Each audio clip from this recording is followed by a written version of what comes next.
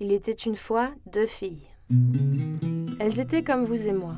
La première fille est née d'une mère qui l'aimait, une mère qui faisait en sorte qu'elle était forte et en bonne santé. Une mère emmène son bébé au centre où elle reçoit un vaccin. Et qui avait la chance d'avoir accès à de l'eau potable. Quand ce fut le moment, elle alla à l'école avec son frère, Une jeune fille sur le cabinet de toilette. Une fille va à l'école avec son frère. où elle put étudier dans un environnement sûr, nouer des amitiés qui durent toute une vie et réaliser ses rêves. Une jeune fille grandit avec ses amis et obtient son diplôme à l'école.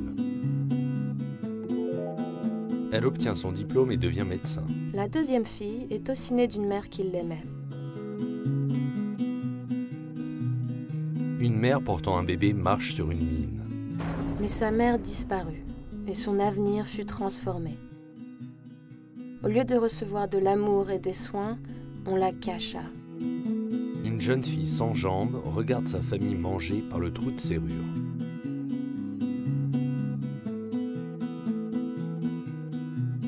Elle était la dernière à être nourrie et la dernière à avoir de l'eau propre.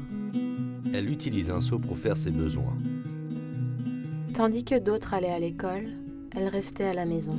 Son frère va à l'école et la laisse à la maison.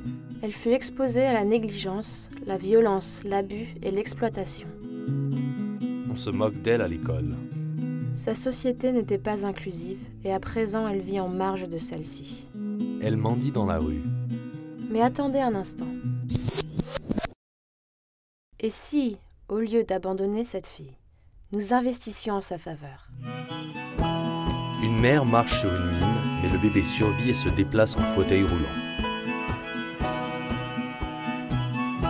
Et si nous disions non à la stigmatisation et à la discrimination?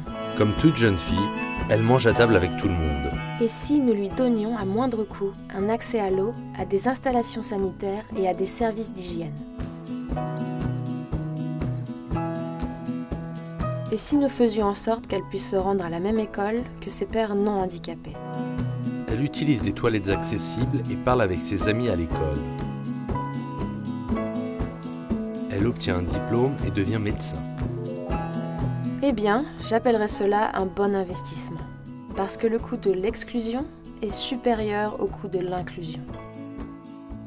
Bâtissons ensemble une société inclusive. Des enfants handicapés sont d'abord et avant tout des enfants. Tous les enfants doivent pouvoir jouir de leurs droits humains et de leur liberté de manière égale. Investir en faveur des enfants. UNICEF.